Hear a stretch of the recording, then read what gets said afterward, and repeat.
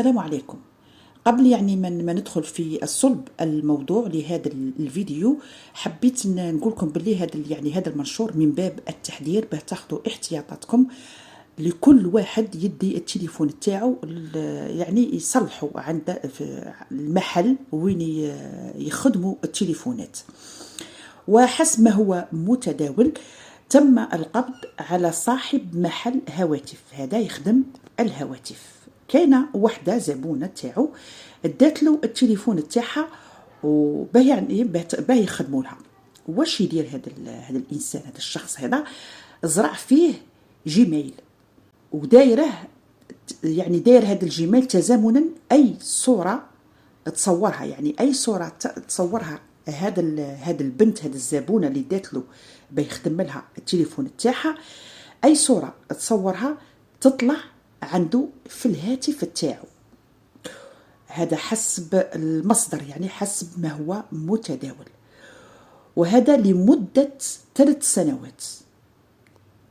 المرأة الحاجة اللي تصورها، تصور روحها ولا تصور دار ولا تصور أي حاجة، ولادها ولا هذه الصور هذه يعني تروح عنده مباشرة إلى هاتفه، لأنه عنده إيميل في الهاتف تاعها اللي كان يصلح فيه، هو دير فيه إيميل تاعو لمدة 3 سنوات.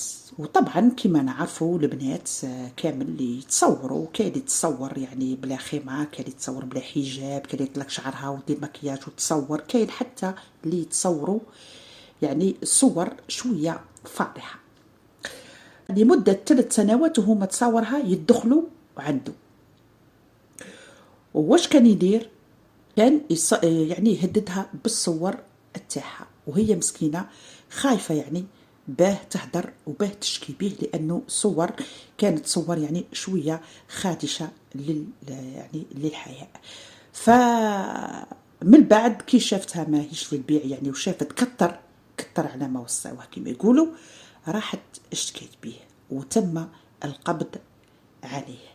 يعني من هذا المنبر ونقول لكم باللي يعني خذوا حذركم، ما تدوش يعني التليفونات تاعكم لاي واحد ما تعرفوش. لازم كي تدوا التليفونات تاعكم ادوهم الوحدين او الواحد اللي تكونوا يعني فيه ثقه وتكونوا تعرفوه باللي ثقه. ولا لازم الامر انك تحطي التليفون تاعك يعني حاجه خفيفه، تحطي التليفون تاعك عنده وقعدي تماك، ما تتنقليش من تم حتى يخدم لك التليفون تاعك.